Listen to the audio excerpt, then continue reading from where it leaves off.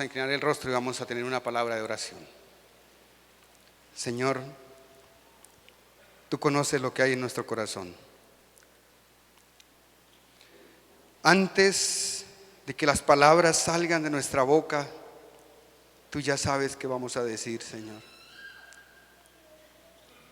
Por favor, te suplico que en esta hora tú guíes mis palabras, para que cada una de ellas sea un motivo para que tus hijos aquí presentes, por los cuales tú has muerto en la cruz del Calvario, sean llevados o sean motivados a buscar tu presencia, Señor.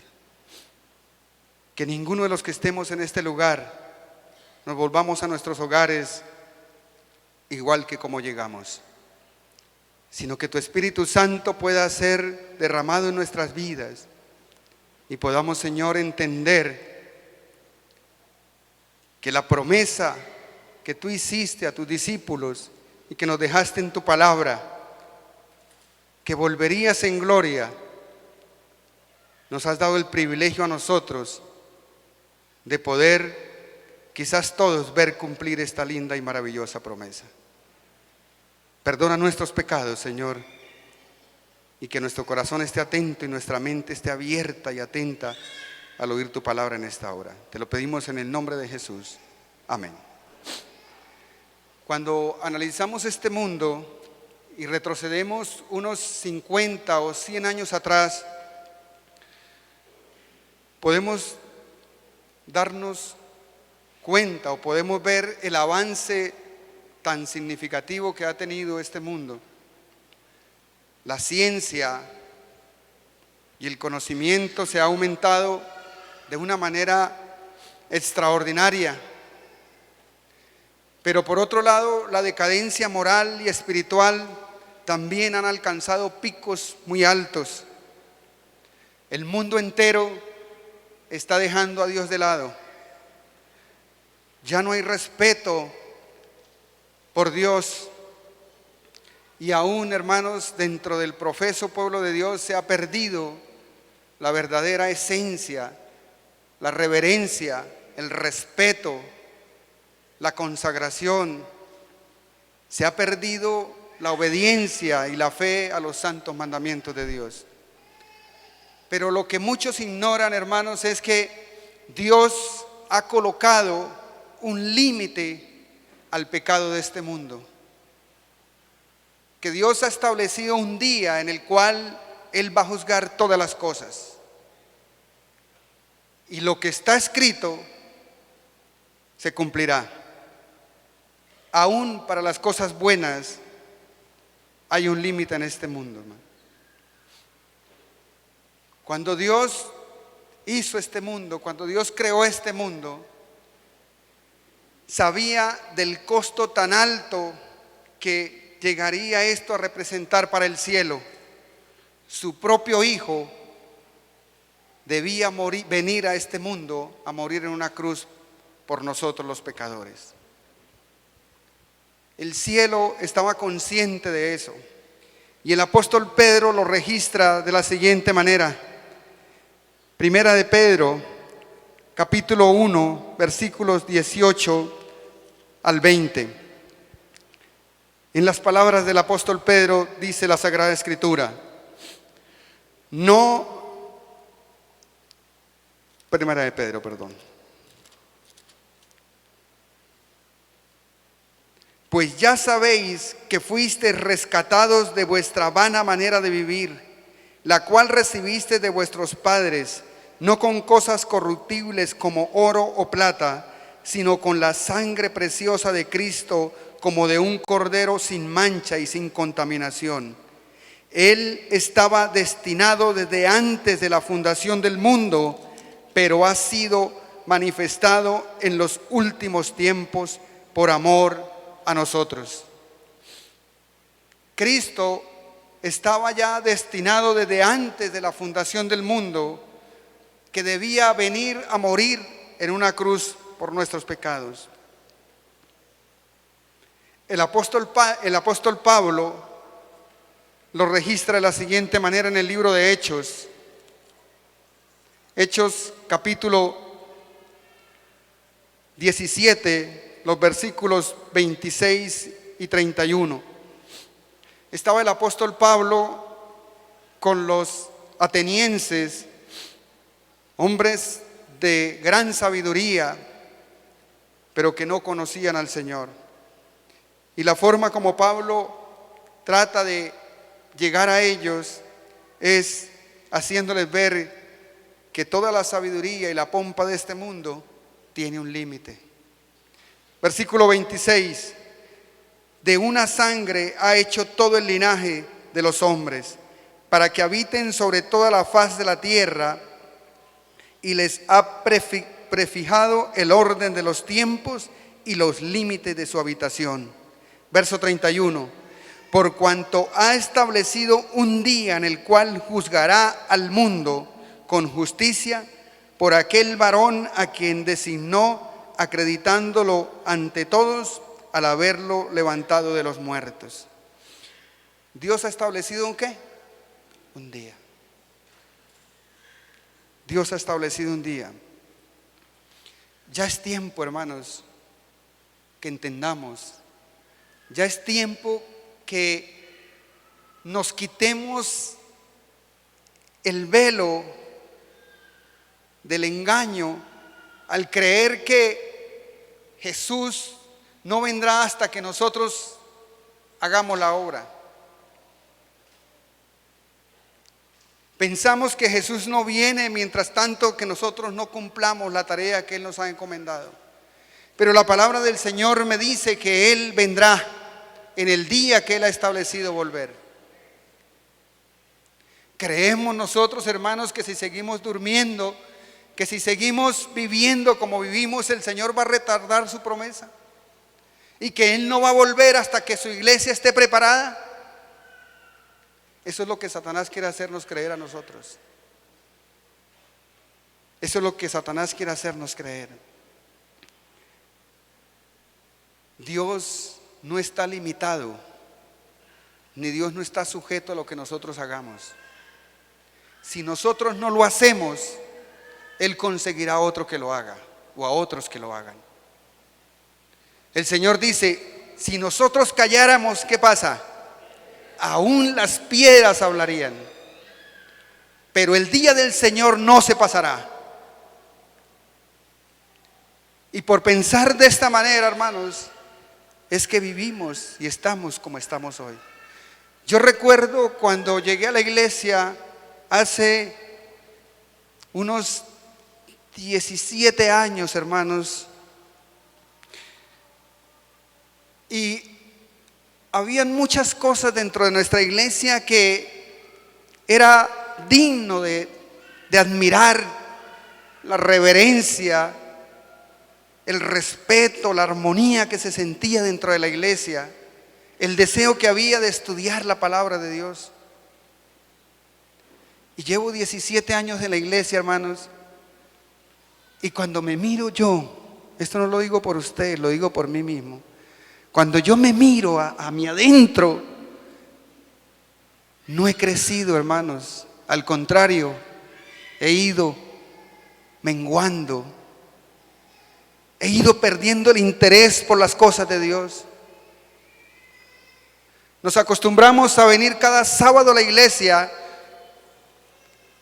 pero se ha vuelto solamente una costumbre, porque nuestra relación personal con Dios no crece, sigue estable. Creemos, hermanos, que mañana, que pasado, que dentro de 1 año o 2 años o 5 años será mejor. Si no hay una verdadera motivación en nuestra vida, si no hay un algo que nos haga despertar, que nos haga sentir con urgencia la necesidad de buscar a Dios de todo corazón, vamos a seguir igual. Y mientras tanto el tiempo se acaba, mientras tanto el día del Señor se acerca,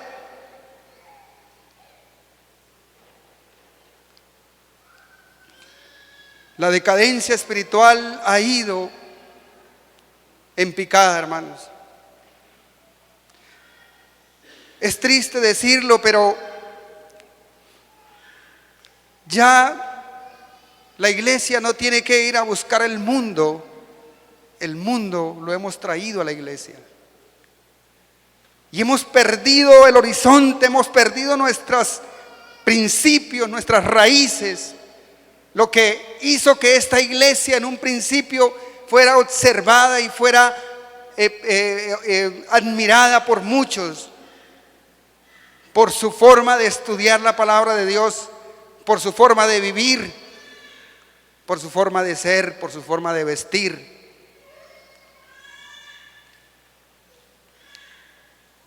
No podemos, hermanos, continuar así. Yo quisiera que nuestros hermanos me colocara allí una diapositiva. El título de esta mañana se titula El día y la hora que nadie sabe. Vamos más adelante a mirar, a entrar en el tema principal. Qué pena, lo tengo aquí. Vamos a leer esta cita del Espíritu de Profecía, que está en un libro que se llama Fe y Obras, escrito por Ellen White. Dice: hasta que puedas ver la razón por ti mismo, y aún así dice el Señor en las Escrituras, no confíes a hombre alguno la tarea de interpretar la Biblia para ti. Y cuando puedas ver esto, lo comprendes por ti mismo y sabes que es la verdad de Dios. Dirás: lo he leído, lo he visto, mi propio corazón lo hace suyo y es la verdad que Dios me ha hablado por medio de su palabra.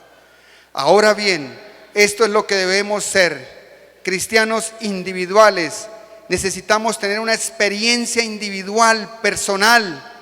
Necesitamos ser convertidos como lo necesitaban los judíos, Si ves una lucecita, no debes retroceder y decir: aguardaré hasta que mis hermanos la hayan visto. Si lo haces, continuarás en tinieblas.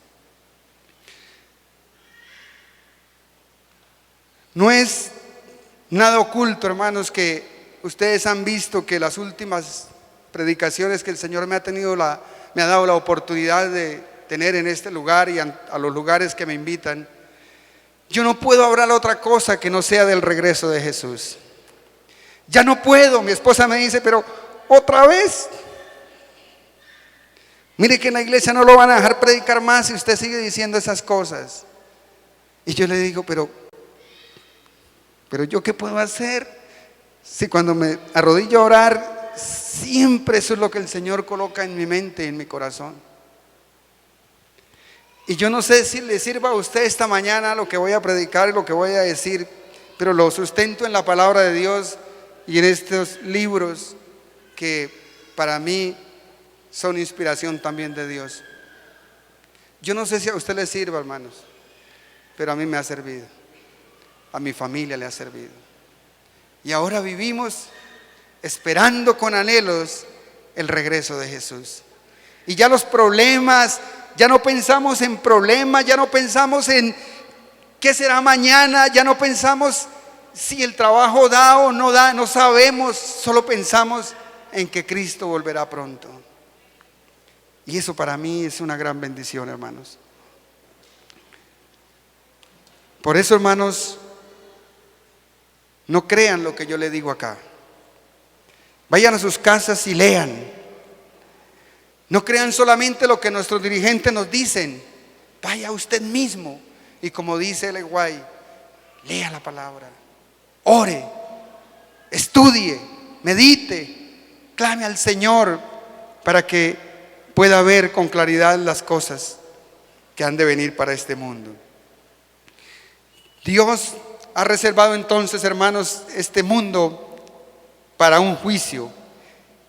Judas dice lo siguiente, el libro de Judas está ahí antes de Apocalipsis. Judas versículo 4 versículos 5 y 6.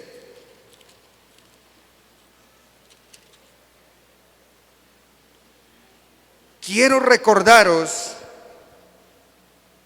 ya que una vez lo habéis sabido, que el Señor, habiendo salvado al pueblo, sacándolo de Egipto, después destruyó a los que no creyeron.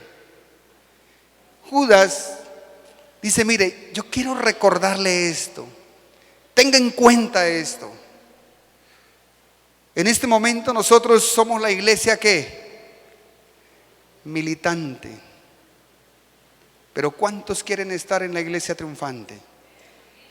Hay un proceso, hay un camino, todavía no hay nada seguro. La única seguridad que tenemos es que Dios ha prometido que Él estará con nosotros todos los días hasta el fin del mundo. Y esa seguridad debe darnos a nosotros la capacidad de tomar decisiones para agradar a Jesús. Y si Él está con nosotros, ¿quién contra nosotros? Si sentimos su presencia, entonces tendremos la seguridad de la salvación. Versículo 6. Y a los ángeles que no guardaron su dignidad, sino que abandonaron su propio hogar, los ha guardado bajo oscuridad en prisiones eternas para el juicio del gran día. Hermanos, antes de que Dios creara este mundo, antes de que Dios formara al hombre y a la mujer, allá en el cielo se había producido una rebelión. Y habían sido expulsados del cielo una tercera parte de los ángeles. Y estos ángeles, dice la palabra de Dios, están reservados para el día del juicio. Ellos van a ser juzgados justamente con esta generación pecadora. Para ese mismo día, los ángeles que pecaron y el ser humano que no reconozca a Jesús como su Salvador y no pueda tener la victoria sobre el pecado, van a ser juzgados en ese mismo día. ¿Qué nos hace pensar, hermanos, que el Señor no viene solamente esperando que nosotros hagamos la obra? Segunda de Pedro, capítulo 2, versículo 4. Dios no perdonó a los ángeles que pecaron, sino que los arrojó al infierno y los entregó a prisiones de oscuridad, donde están reservados para el juicio. Cabe resaltar algo aquí, hermanos, que la palabra infierno no es un lugar como tal, sino hace referencia a la oscuridad, al lugar del abismo, donde están allí encerrados esperando ¿qué? El día del juicio.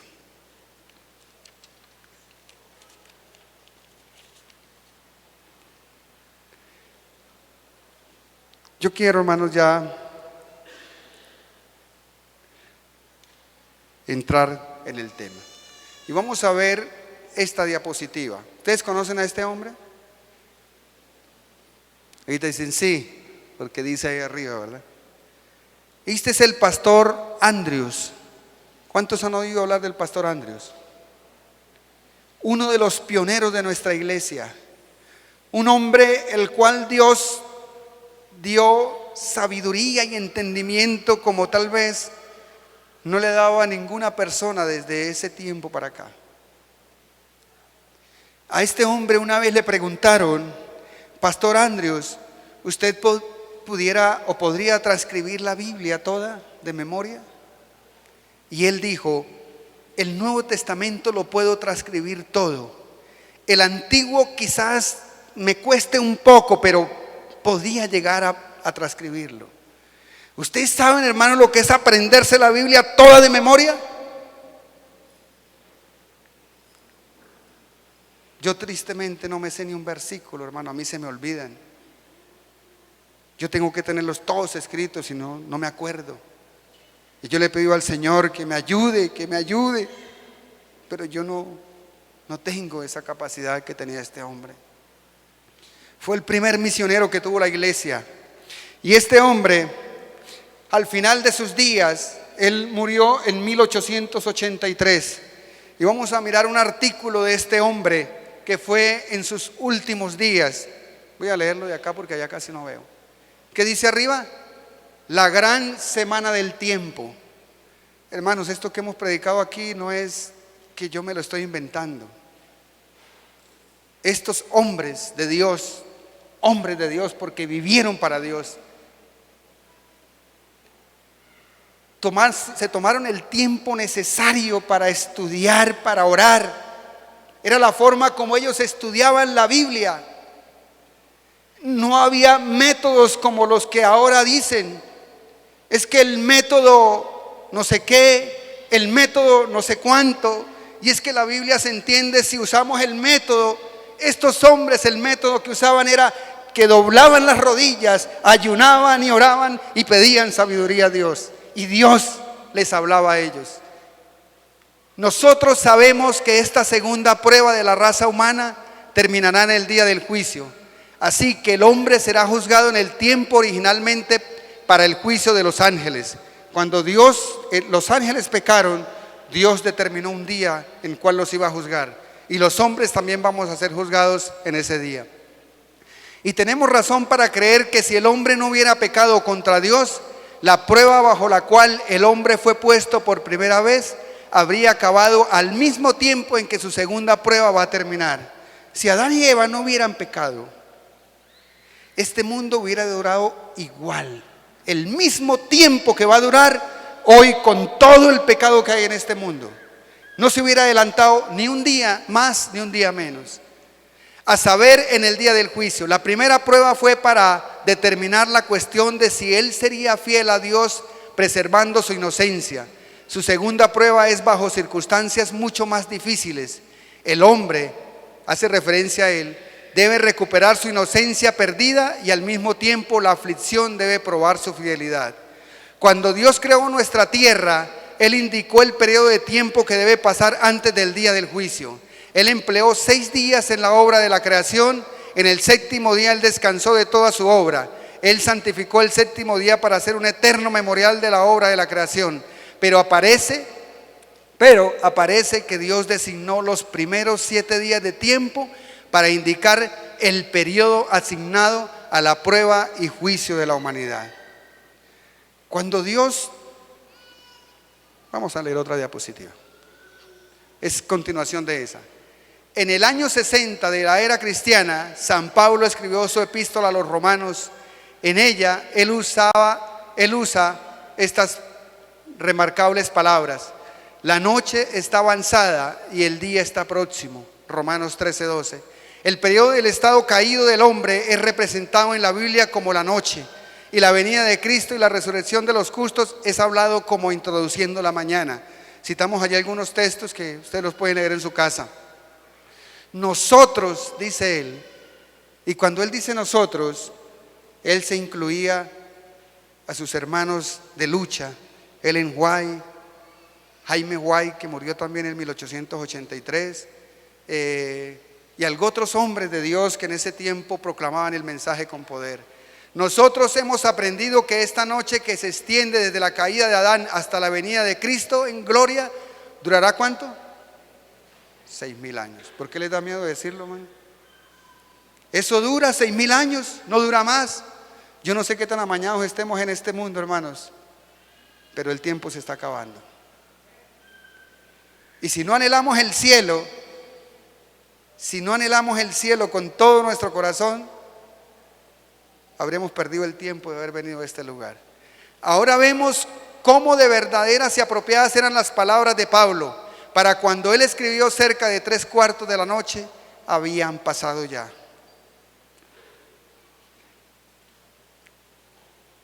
El modelo que Dios usó en la creación nos ayuda a entender este mensaje claramente, hermanos. El sábado y la creación unidos en un solo mandamiento, mostrando así la grandeza y la autoridad de Dios. Génesis capítulo 2, versículo 1 al 3. ¿Quién no conoce este texto? Génesis 2, 1 al 3.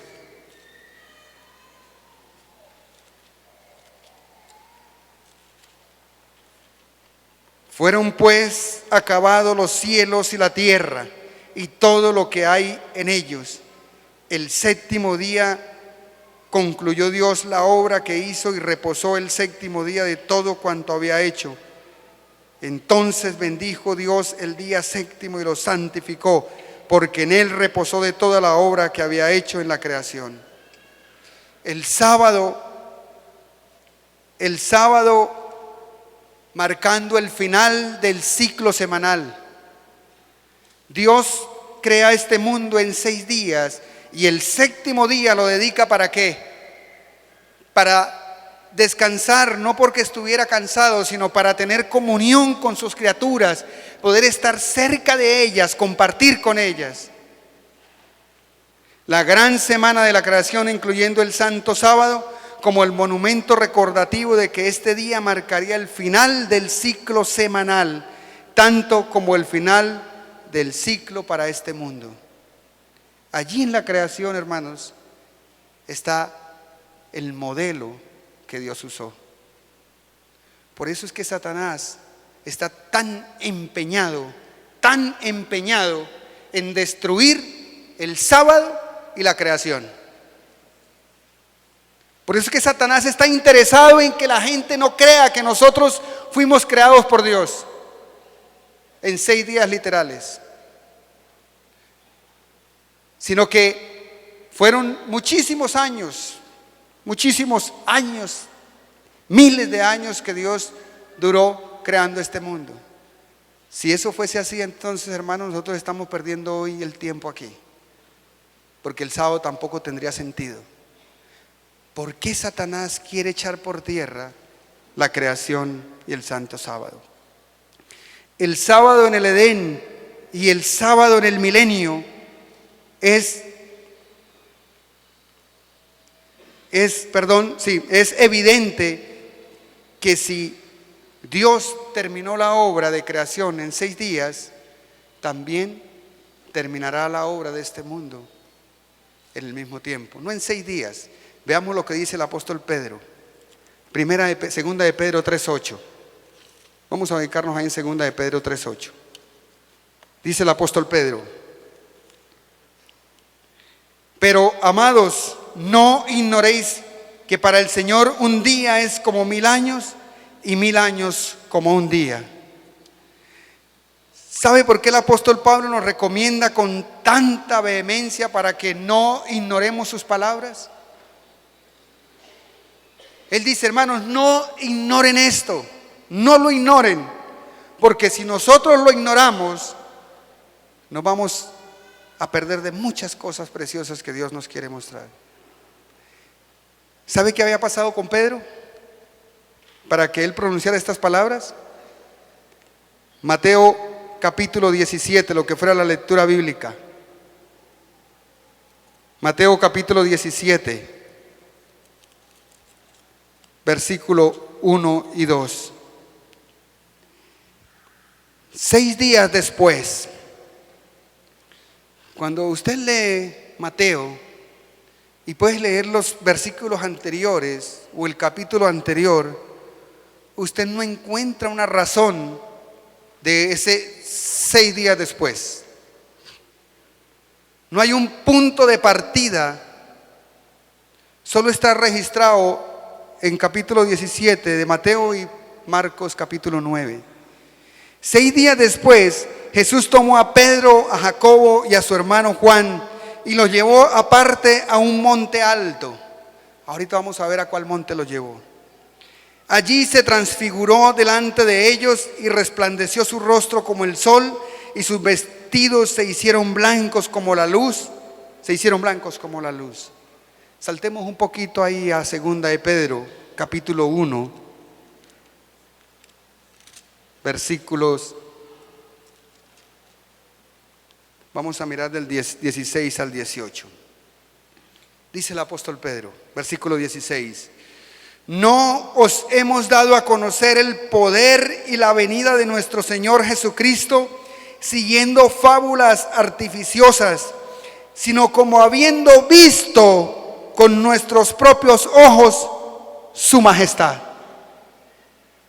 El apóstol Pedro dice, mira, yo no les estoy hablando de la segunda venida de Jesús porque me lo contaron, porque lo leí en un cuento.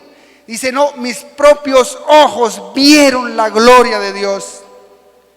Cuando el apóstol Pedro ve a Jesús que se transfigura, que toma la forma gloriosa, él entendió que esta figura de Jesús era la que un día se manifestaría en gloria. Versículo 17, pues cuando él recibió de Dios Padre honra y gloria, le fue enviada desde la magnífica gloria una voz que decía, este es mi Hijo amado, en el cual tengo complacencia. Y nosotros oímos esta voz enviada desde el cielo cuando estábamos con él en el monte santo. El Señor Jesús lo llevó al monte emblemático, al monte santo, al monte donde Dios le dio a sus profetas muchas cosas que eran para bendición de ellos y para bendición de nosotros. El monte donde el cual la nueva Jerusalén va a descender en gloria sobre esta tierra. Y allí el apóstol Pedro dice, yo vi a Jesús y yo oí la voz del cielo que decía, este es mi Hijo amado. Y él pudo ver la gloria de Dios 6 días después. Por eso el apóstol Pedro dice, no ignoren esto, hermanos, que para el Señor un día son como 1000 años y 1000 años como un día.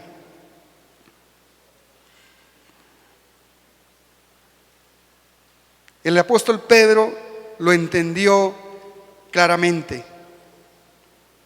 Por eso cuando usted lee el apóstol Pedro, las cartas del apóstol Pedro, él no motiva a la iglesia a esperar el regreso de Jesús en sus días, como lo hacía Pablo. Léanlo, hermanos. Lean al apóstol Pablo, lean las cartas del apóstol Pablo y lean las cartas del apóstol Pedro. El apóstol Pedro motivaba a la iglesia a vivir en una actitud de obediencia y de reverencia a Dios, que sus hábitos y su forma de vida debía cambiar en nuestras vidas. Pero él nunca motivó a que Jesús estaba a las puertas, que estaba por regresar, porque él entendió que 6 días después, que se cumpliría el tiempo, que 6000 años como está en la creación, Cristo volvería en gloria. Él lo entendió también el pastor Andrews, y lo entendió también Ellen White. Vamos a mirar la siguiente diapositiva. Conflicto de los siglos, página 653. La obra de destrucción de Satanás ha terminado para siempre. Durante 6000 años obró a su gusto, llenando la tierra de dolor y causando penas por todo el universo. Toda la creación gimió y sufrió en angustia. Ahora las criaturas de Dios han sido libradas para siempre de su presencia y de sus tentaciones. Ya descansa y está en quietud toda la tierra. Prorrumpen los hombres justos en cánticos, y un grito de adoración y triunfo sube entre el universo leal. ¿Durante cuántos años Satanás hizo lo que quiso en este mundo? ¿Durante cuánto? Durante 6000 años. Y no sería más. Dios no le va a permitir a Satanás que engañe o que traiga maldad a este mundo ni un día más de lo que está establecido. Dios lo ha establecido de esta manera. Veamos esta otra cita. Las verdades de la redención son susceptibles de constante desarrollo y expansión. En cada época hay un nuevo desarrollo de la verdad, un mensaje de Dios al pueblo de esa generación. Las viejas verdades son todas esenciales. La nueva verdad no es independiente de la vieja, sino un desarrollo de ella. Es únicamente comprendiendo las viejas verdades como podemos entender las nuevas. Palabra de vida de Gran Maestro, página 98. Hoy es el día que debemos estudiar por nosotros mismos la Biblia y los testimonios del Espíritu de profecía para verificar los datos originales. Tenemos que ir ¿a dónde, hermanos? A la Biblia. Tenemos que ir a la palabra de Dios. Dice Ellen White que Dios tiene un mensaje específico ¿para qué? Para cada tiempo. Porque el Señor le dijo a los discípulos allá en el libro de Hechos, cuando el Señor iba ascendiendo al cielo: no os toca a vosotros ¿qué? Conocer los tiempos y las sazones. No les toca a vosotros, pero a ustedes sí. A nosotros sí. Porque estamos viviendo el tiempo cuando se ha de estar cumpliendo estas cosas. ¿Cuántos creen que Jesús regresará pronto? ¿Verdad creemos que Jesús regresa pronto? ¿Qué estamos haciendo para que esa promesa o esa confianza pueda hacerse realidad en nuestra vida? ¿Estamos viviendo de acuerdo a esa promesa? Nos hemos hecho la pregunta, nos hemos analizado nosotros mismos: así como vivo yo, así como pienso yo, así como hablo yo, si Jesús viniera mañana, ¿yo me iría al cielo con Él? Hermanos, el sellamiento del pueblo de Dios está por ocurrir. Y el Señor no va a colocar su sello sobre aquellos que no estén viviendo de acuerdo a la voluntad de Dios, sino que mantequilla, hermanos.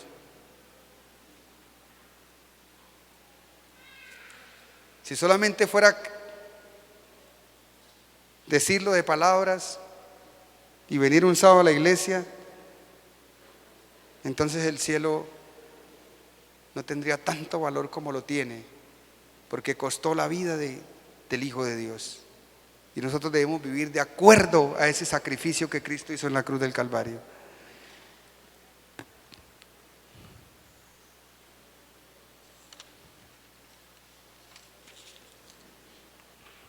Yo tengo pico y placa hoy, hermanos.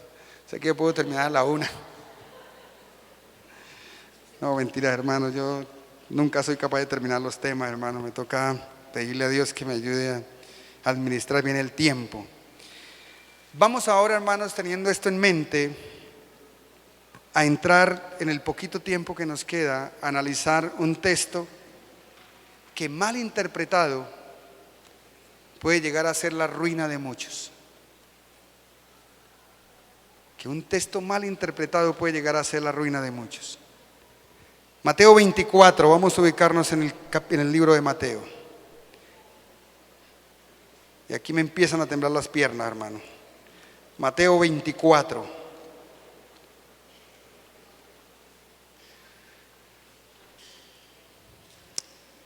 Mateo 24, 36 dice: el día y la hora, ¿qué? Ay, ese texto no lo sabemos todos de memoria, ¿verdad? No lo sabemos todos de memoria. ¿Para qué me ha servido ese texto a mí? ¿Se ha puesto usted a pensar? ¿Para qué le ha servido ese texto a usted?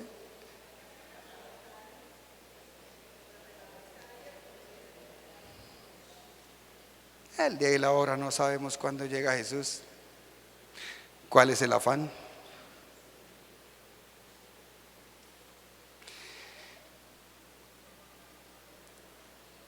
Pero ¿a qué hace o a qué día y hora hace referencia a nuestro amado Salvador en este pasaje? Eso es lo que vamos a mirar ahora.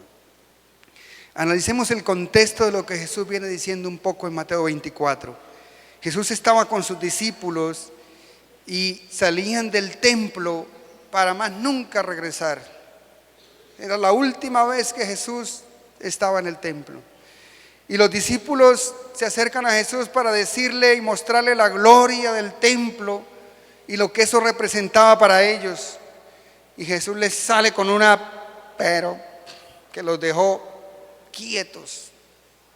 Y les dice: mire, todo eso va a ser destruido. Aquí no va a quedar piedra sobre piedra. Ustedes se imaginan ¿cómo sería el golpe para ellos? Lo que ellos consideraban lo máximo. No había otra cosa mejor que el templo. Ahora Jesús les dice que eso va a ser destruido. Y comienza Jesús a darles unas señales de las cosas que deberían suceder en su tiempo y al final. Y vamos a mirar que el versículo 23 y el versículo 25, tal vez no vamos a tener mucho tiempo, pero anótelo y si quiere lo lee en la casa y después me dice: Luis, usted es un mentiroso. El Señor advierte de algo que pasaría al final, y es que alguien se quiere o se va a hacer pasar por Jesús y se va a aparecer en gloria. Y Jesús dice: si le dicen está en tal lugar, si le dice está por allá, está en el monte, no lo crean, no crean. El Señor hace esa advertencia. El versículo 24, Jesús advierte de la condición del mundo. Versículo 24. Porque se levantarán falsos cristos y falsos profetas y harán grandes señales y prodigios, de tal manera que engañarán, si fuere posible, aún a los escogidos. El versículo 27, el Señor comienza a inducirlos a ellos y a nosotros para hoy, para que entendamos algunas cosas que debían suceder previo a su advenimiento. Y dice: porque igual que el relámpago que sale del oriente y se muestra hasta el occidente, así será también la venida del Hijo del Hombre. Como iglesia sabemos identificar la venida de Jesús. Y los versos 30 al 31, Jesús nos lleva al clímax de su relato hasta la segunda venida de Jesús y la resurrección de los muertos en Cristo. Dice versículo 30: entonces aparecerá la señal del Hijo del Hombre en el cielo, y todas las tribus de la tierra harán lamentación cuando vean al Hijo del Hombre venir sobre las nubes del cielo con poder y gran gloria. ¿Qué ocurrirá antes de la venida de Jesús? ¿Cómo está este mundo? ¿Será que está igual como estamos ahorita?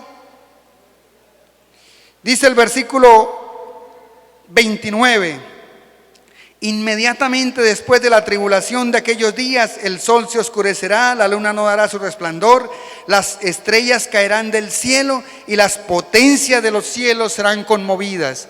Hermanos, la luna, el sol no saldrá, habrá un desorden en el firmamento y la tierra estará conmovida antes del regreso de Jesús.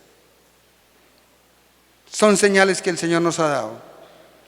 Versículo 32: de la higuera aprended la parábola. Cuando ya su rama está tierna y brotan las hojas, sabed que el verano está cerca. Así también vosotros, cuando veáis todas estas cosas, conoced que está cerca a las puertas. Aparentemente, hermanos, si nosotros analizamos este texto del versículo 33, da la apariencia que el Señor estuviera contradiciendo lo que Él mismo está diciendo. En el versículo 30 y el versículo 31, el Señor nos lleva a poder observar a Cristo viniendo, ¿dónde? En las nubes de los cielos. Y los muertos resucitando. ¿Cuándo es eso? ¿Cuándo se produce ese evento? ¿Cuándo se produce ese evento? En la segunda venida de Jesús. Es cuando lo vamos a ver venir en las nubes de los cielos y cuando los muertos en Cristo van a resucitar. Pero luego en el versículo 33, el Señor nos dice que aprendamos de la higuera. Que cuando ya su rama brota, saber que el verano está cerca. Dice: así también vosotros, cuando veáis todas estas cosas, conoced que está cerca a las puertas. ¿Sabe que la venida de Jesús en las nubes de los cielos no solamente se realiza en la segunda venida? Daniel capítulo 7, versículo 13. Daniel 7:13.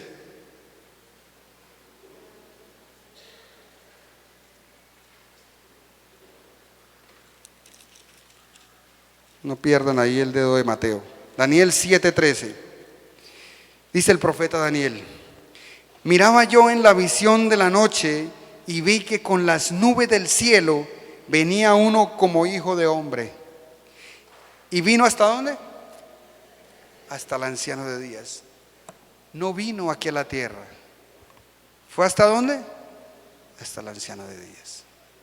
Cuando Jesús salga del lugar santísimo, cuando termine su obra intercesora en el lugar santísimo, y el caso de cada individuo en este mundo sea determinado, Jesús irá hasta el anciano de días, se colocará las vestiduras de rey y recibirá toda la autoridad y todo el poder y toda la gloria y toda la honra, y todos los pueblos y naciones, tribus y lenguas y pueblos le servirán.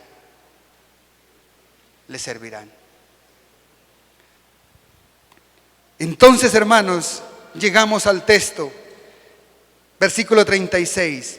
Pero del día y la hora nadie sabe, ni aun los ángeles de los cielos, sino solo mi Padre. Voy a leer más rápido. Pero, dice el Señor, pero como en los días de Noé, así será la venida del Hijo del Hombre.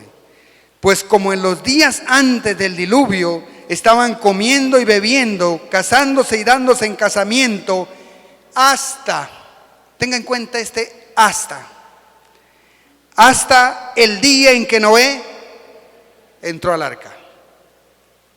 ¿Qué ocurrió cuando Noé entró al arca? Dios mismo, ¿qué hizo? Cerró la puerta. ¿Saben por qué Dios cerró la puerta? Porque es que solamente Él tiene el poder. Él es el que determina quién será salvo y quién no será salvo.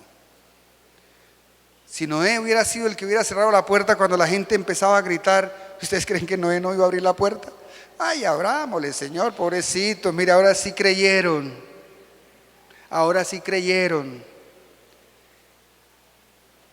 Sigue diciendo el texto. Y no entendieron ¿hasta qué? Hasta que vino el diluvio. Hay dos hastas allí.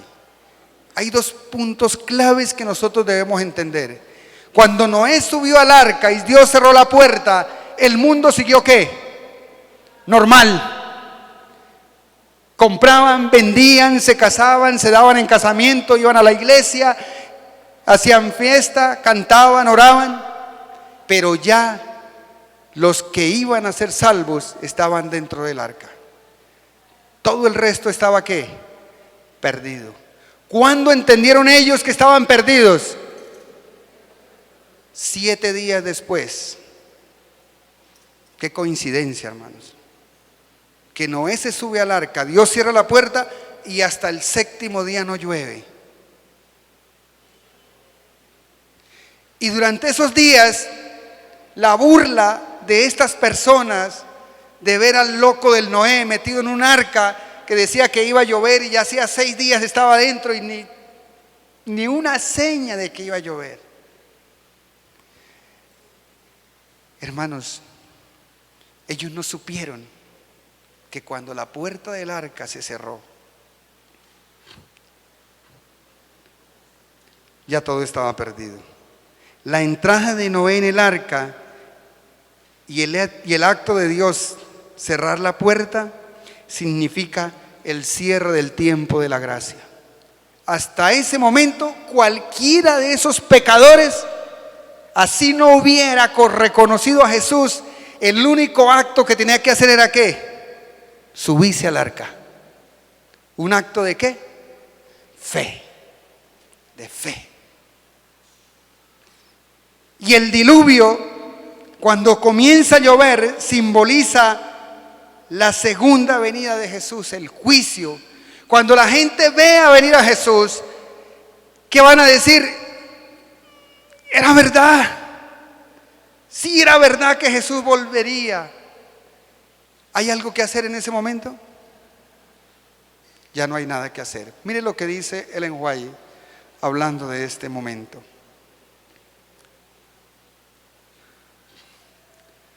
Para que entendamos que Jesús, cuando dice que el día y la hora que nadie sabe, no está haciendo referencia a la venida literal de Él. Porque cuando Jesús aparezca en las nubes de los cielos, ya han caído las 7 primeras plagas y las plagas postreras. Este mundo estará casi destruido. Cuando Jesús venga en gloria, vamos a empezar a ver que Jesús comienza a aparecer en una nubecita y se hace cada día más grande. Eso van a pasar unos días, y eso lo podemos ver en el libro de Apocalipsis, la promesa de la media hora que se hizo silencio en el cielo, pero no vamos a mirar eso ahora. Vamos a ver que Jesús no está haciendo referencia a su venida literal, y esto lo dice Ellen White. Los justos y los impíos continuarán viviendo en la tierra en su estado mortal, haciendo referencia a la cierre del tiempo de la gracia y también haciendo referencia a los días de Noé. Los hombres seguirán plantando y edificando, comiendo y bebiendo, inconscientes todos ellos de que la decisión final e irrevocable, grábesele esa palabra, e irrevocable, ha sido pronunciada en el santuario celestial. Jesús levanta sus manos y dice: consumado es. El que es justo, siga siendo justo. El que es injusto, siga siendo injusto. Ya no hay nada que hacer. Antes del diluvio, después que Noé hubo entrado en el arca, Dios lo encerró en ella y dejó afuera a los impíos. Pero por espacio de 7 días, la gente, sin saber que su sentencia estaría determinada, continuó en su despreocupada vida, amante de los placeres, y se mofaba de las advertencias de un juicio inminente. El Salvador dice: así será que también, o sea que así como fue en los días de Noé, así también será la venida del Hijo del Hombre. Silenciosamente, inadvertida, como ladrón a medianoche. ¿El Señor viene así? Iglesia, ¿el Señor Jesús viene como un ladrón en la noche? ¿Sí? ¿El Señor Jesús viene como un ladrón en la noche? Y como dice que todo ojo le verá, y que como el relámpago que sale del oriente hasta el occidente, así será la venida del Hijo del Hombre. Entonces, ¿a qué hace referencia Jesús en Mateo 24:36? Al cierre del tiempo de la gracia. Por eso el Señor dice: velad y orad, porque no sabéis a qué hora el Señor ha de venir. Y esa venida es que el Señor sale del lugar santísimo y va hasta el anciano de días y recibe la autoridad y el poder. Iglesia, si la Biblia no miente y el espíritu de profecía no miente, y si todos los hombres, nuestros pioneros, no mienten, este mundo está por terminarse, hermanos. Queda muy poquito tiempo. Hace unos días alguien me dijo unas palabras que se me quedaron en la mente y me dijo: hermano Luis, 13 años son muy poco para que nosotros podamos disfrutarlos. Es muy poco tiempo, la vida se pasa. Mi hija está estudiando medicina y yo le digo: hija, usted termina como en 15 años. Si quiere estudiar la carrera que usted quiere estudiar, quiere ser lo que usted quiere. Y yo le digo: en 15 años ya Jesús ha venido. Pero siga haciendo las cosas como si fuese a tardar mucho. Pero tenga siempre en su corazón que tal vez no va a alcanzar a sacar ningún corazón, porque ella quiere ser cardióloga. 13 años son pocos. Tal vez no alcancemos a cumplir nuestras metas, pero 13 años para prepararnos es buen tiempo. Dios es misericordioso. Solo necesitamos una decisión. Hoy, tomar la decisión de seguir a Jesús con todo nuestro corazón y prepararnos para ese día. Sigue diciendo: llegará la hora decisiva que marca el irrevocable, otra vez la palabra irrevocable, destino de cada ser humano, el retiro final del ofrecimiento de misericordia dirigido a los culpables. Cuando Jesús salga del lugar santísimo, ya no habrá nada que hacer, hermanos. Todo estará ¿qué? Terminado. Sigue diciendo Mateo 24. Entonces después de ay que se lamentan, versículo 40, entonces estarán dos en el campo, uno será tomado y otro será dejado. Otro ejemplo más. ¿Que eso es el arrebatamiento? No, hermanos, cuando el Señor salga del lugar santísimo, usted y yo vamos a saber. Sabemos que en el cielo se terminó la gracia, pero el Señor en ese momento dice, usted, ya el Señor ha escogido a los que han de ser salvos. Los que claman y gimen cada día por las cosas y las abominaciones de este mundo. Otro ejemplo más, para no creer que ese día y hora hace referencia a la segunda venida de Jesús. Entonces estarán dos en el campo, uno será tomado y el otro será dejado. Si nosotros, hermanos, como iglesia no entendemos esto y no identificamos este evento, estamos apoyando el arrebatamiento. Porque si decimos que eso sucede cuando Jesús venga, entonces estaremos aquí con el hermano Sergio y Sergio de pronto ¡fua!, se desaparece, se fue para el cielo y yo quedé aquí viendo un chispero. No, hermanos, eso no es así. Eso es una mentira del diablo y nosotros no podemos apoyar eso. Tenemos que entender. Dios le ha dado a esta iglesia sabiduría, entendimiento. Dios le ha dado a esta iglesia la capacidad de entender la palabra de Dios como ninguna otra iglesia. ¿Por qué no la entendemos entonces, hermanos? Versículo 42. Velad pues, porque no sabéis a qué hora de venir nuestro Señor. Pero sabed esto, que si el padre de familia supiera a qué hora el ladrón habrá de venir, velaría y no dejaría entrar en su casa. Por tanto, también vosotros estad preparados, porque el Hijo del Hombre vendrá a la hora que no penséis. ¿Para quién Jesús va a venir como ladrón en la noche? ¿Para los que estén velando y orando? ¿Para los que estemos descuidados? Hermanos, yo les pido el favor. Tal vez pasarán mucho tiempo que me vuelvan a poner a predicar. Regáleme unos 5, 6 minutos mientras les leo un texto del Espíritu de Profecía. Yo les pudiera decir, léanlo en la casa, pero de pronto no lo van a leer. O quizás aquellas personas que no tengan el conflicto de los siglos. Pero quiero leerles lo que ocurría en 1844, cuando el pueblo de Dios estaba esperando la segunda venida de Jesús. Y van a ver que uno de los textos que usaban las personas para refutar el mensaje de la segunda venida de Jesús era precisamente Mateo 24:36. Voy a leer rapidito, hermanos. Téngame un poquito de paciencia. La proclamación de una fecha, página 419, para que lo anoten. Desde ahí en adelante, hasta la página 820. No, mentiras. La proclamación de una fecha determinada para la venida de Cristo suscitó gran oposición por parte de muchas personas de todas las clases, desde el pastor hasta, no es el caso de nuestro pastor. Le doy gracias a Dios por el pastor que tenemos. Yo no sé dónde está el pastor. Porque para nosotros, pastor, para nosotros como familia ha sido una bendición, hermanos, haber llegado a esta iglesia en el tiempo que el pastor Evangelio Amado está aquí. Porque nos ha enseñado a tener en alto los preceptos de Dios. Y si yo les contara las bendiciones que hemos tenido en nuestra casa por tener la ley de Dios en la casa, hermanos, es increíble. Y le doy gracias al pastor porque siempre ha sido su motivación, su deseo a que la iglesia pueda llegar a tener una comunión íntima con el Señor a través de sus santos mandamientos. Y es que no hay otro camino, hermanos. ¿Guardamos los mandamientos de Dios o no los guardamos? Pero el que no los guarde, hermanos, ahí está.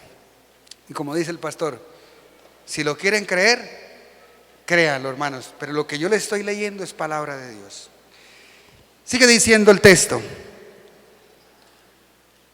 cumpliéronse así las palabras de la profecía que decían en los primeros días vendrán burladores, andando según su propia concupiscencia y diciendo: ¿dónde está la promesa de su advenimiento? Porque desde el día en que los padres durmieron, todas las cosas permanecen así como desde el principio. Muchos que profesaban amar al Salvador declaraban que no se oponían a la doctrina del segundo advenimiento, sino tan solo a que se le fijara una fecha. Los que estaban ahí decían: no es que nosotros no nos oponemos a que Jesús venga, es que no nos gusta es que se pongan fechas. Pero el ojo escrutador de Dios leía en sus corazones que en realidad lo que había era que no querían oír decir que Cristo estaba por venir para juzgar el mundo en justicia. Eso es lo que ve el corazón de ellos, no es el caso de nosotros. Ese no es el caso de la Iglesia de Redención, yo sé que no. Yo sé que ustedes se anhelan que Jesús venga. Había sido siervos infieles, sus obras no hubieran podido soportar la inspección del Dios que escudriña los corazones, y temían comparecer ante su Señor.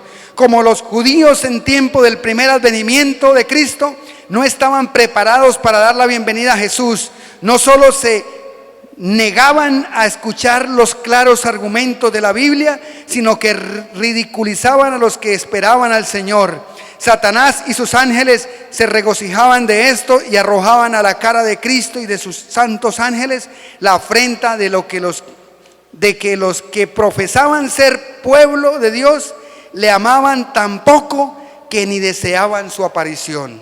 Y mire esto, hermanos, mire esto: nadie sabe el día ni la hora.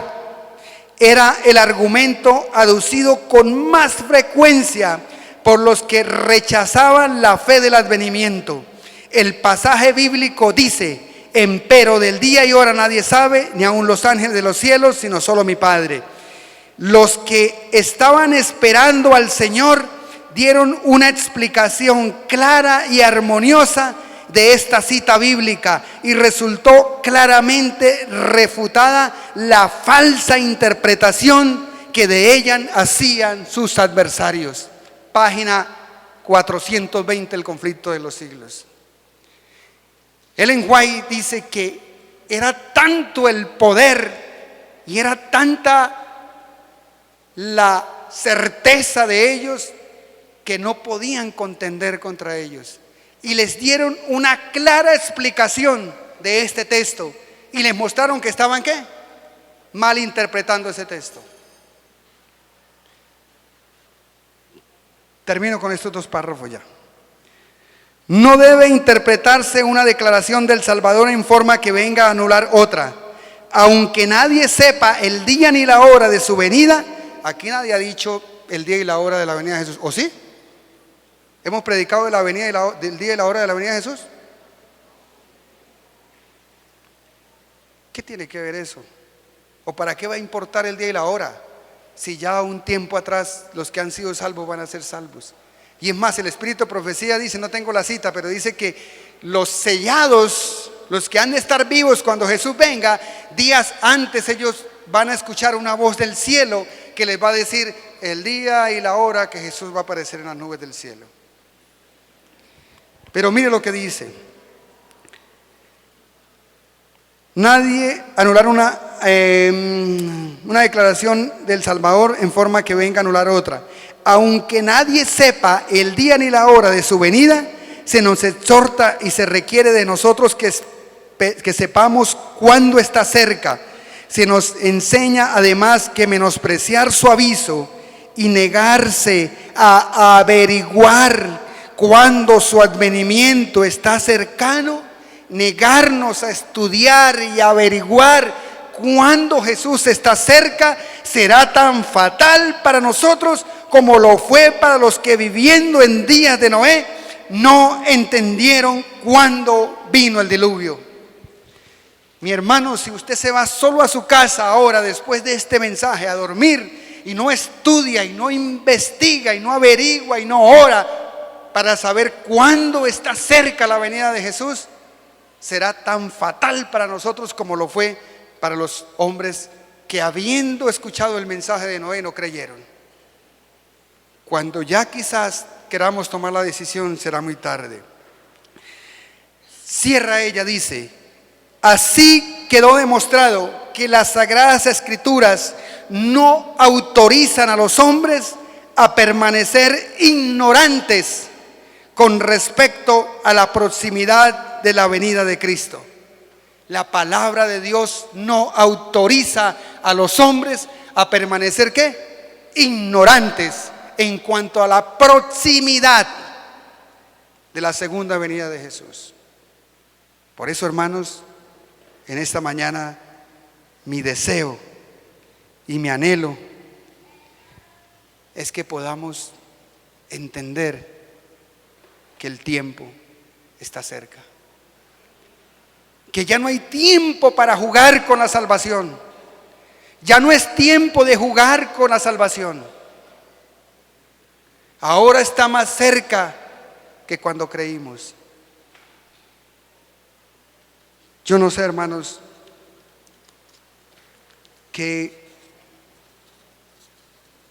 cuál sea nuestro sentir, pero yo quiero cerrar ya con una cita. No se rían.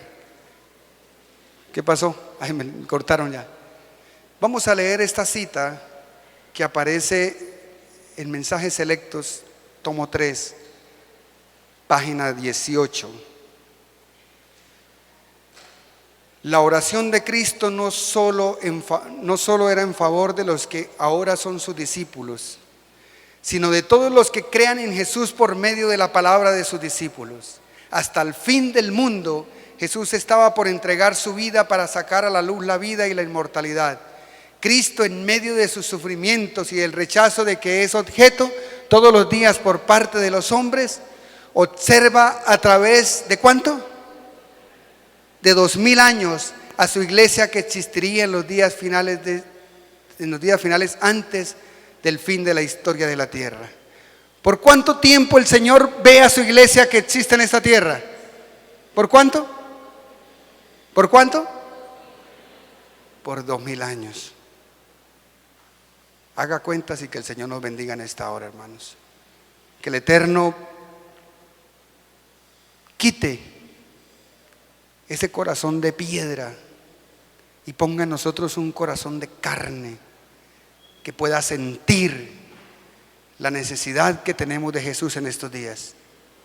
Son días demasiado peligrosos, no solo por lo que pasa afuera en la calle, sino porque en estos días, en este tiempo, se cumplirá la promesa y el cierre de la gracia se terminará. ¿Cuántos hay en esta mañana aquí que no le han entregado la vida a Jesús? Levante la mano el que todavía no haya tomado la decisión de entregar su vida a Jesús. Tranquilo, yo no lo voy a bautizar ahorita ni le voy a pasar aquí al frente. ¿Cuántos? Amén, hermano. ¿Algo otro que no le haya entregado la vida a Jesús? Amén. Dios les bendiga. Todavía están a tiempo. Todavía pueden.